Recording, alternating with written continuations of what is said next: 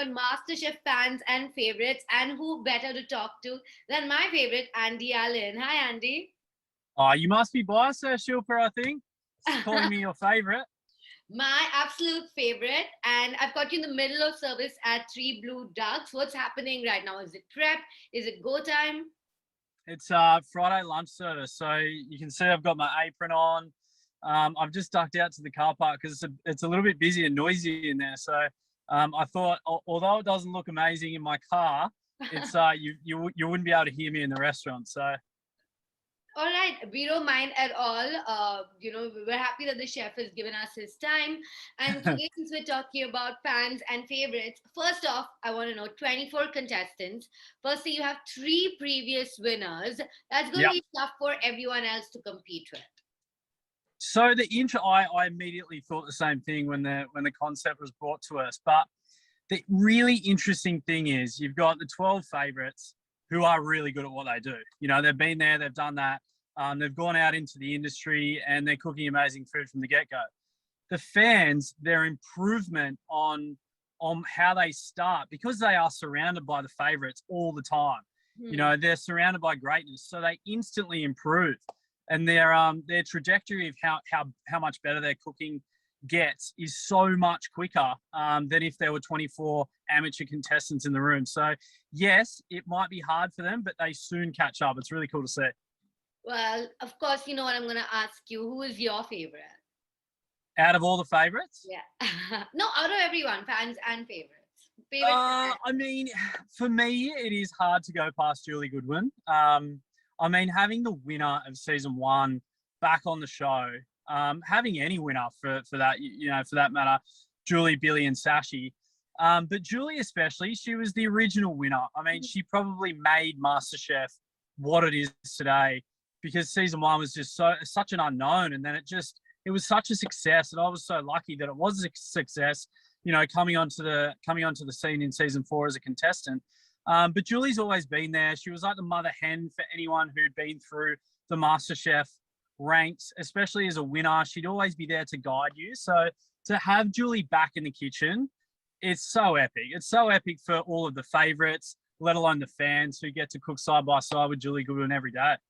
And look at the number of cookbooks she sold. It's insane, right? And I love it is insane. Yeah, I love that you gave me a straight answer there, Andy. Now, if a contestant had to impress you, right, and you were the judge they were looking to impress that day, what is the one sure shot food that they should make? What's your favorite food that people make on MasterChef? That's such a good question because we're so lucky that we get, a lot of the fans, especially, they come in and they're aces at home cooking. And there's so many different cuisines that these guys have mastered, at their home, whether that be Indian or Taiwanese or Japanese. We are so lucky that we get to experience home cooking at its best in the MasterChef kitchen.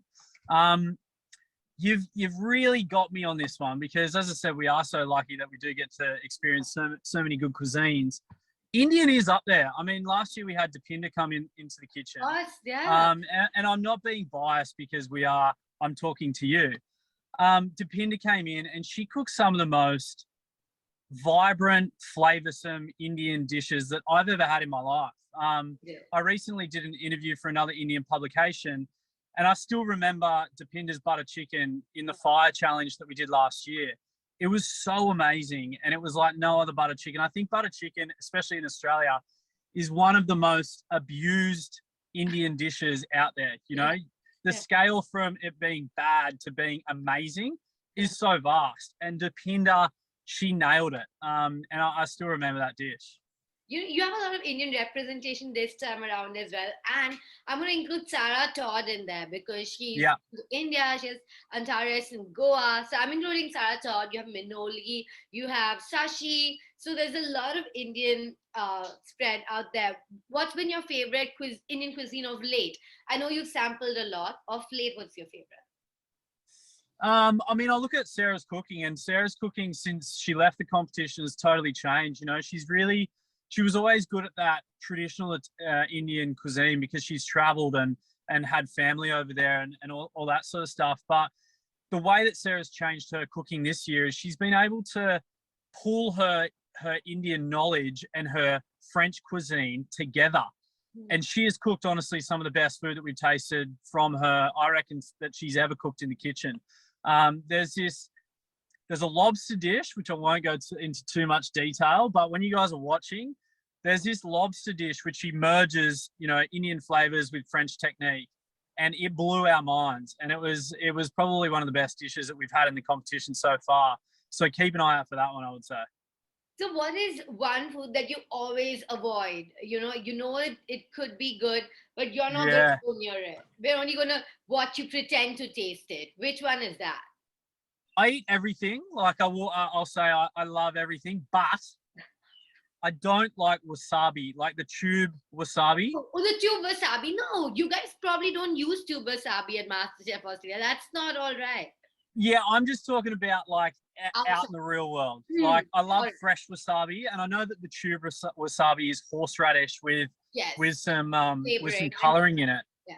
But I just can't get my head around it. It feels like it's hitting my brain when I'm eating it on a piece of sashimi or sushi or whatever. But I just can't get my head around tube wasabi. I don't know what it is. No tube wasabi at all. I'm happy.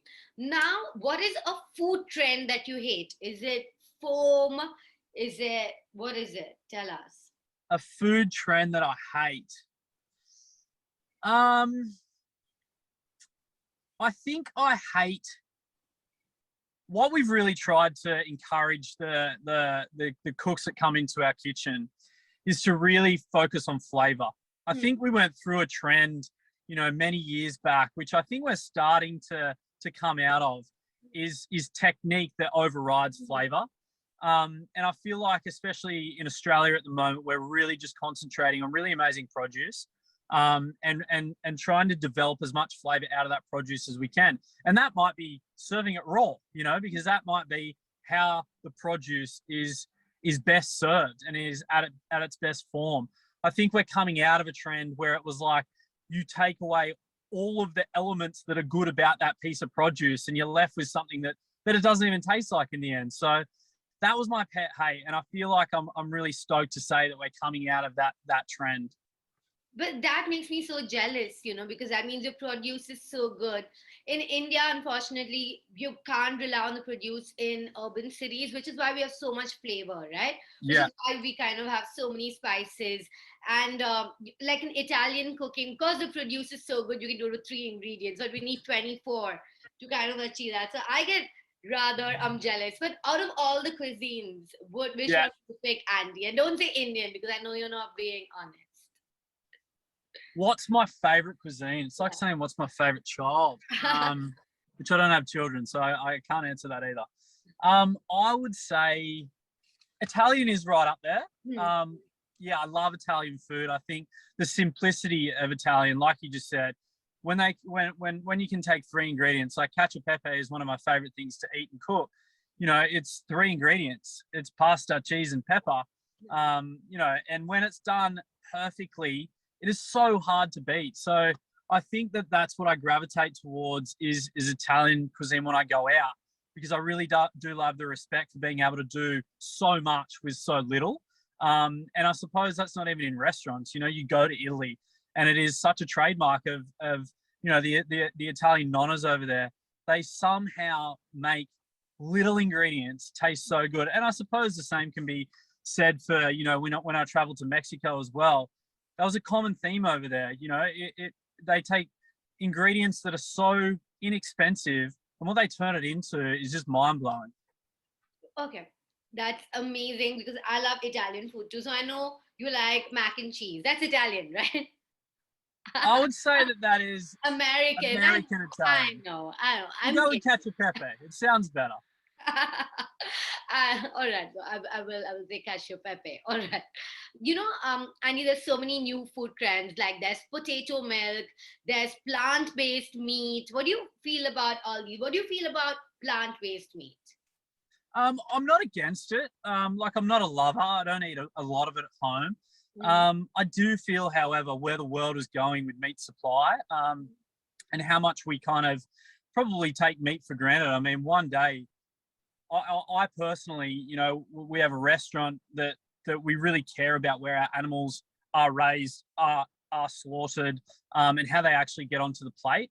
And that is dwindling, you know, unfortunately. Mass production of meat and vegetables and everything is really taking over. So I think that, you know, substituting plant-based, you know, whether it be through plant-based meats or eating more vegetables, I think it's a good thing. I think it's only going to get better as well. I mean, if you talked to me about plant-based meats 2 years ago, it wasn't really a thing. And I think from in the last 2 years, it has come so far. So I see that trend continuing to grow and continuing to get better.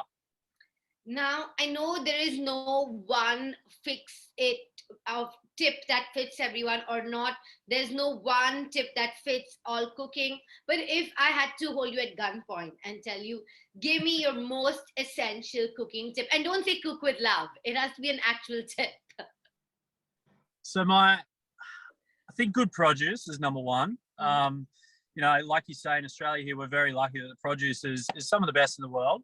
I would say strip back a lot of things. Like, I think that's one thing in the MasterChef kitchen that we've really tried to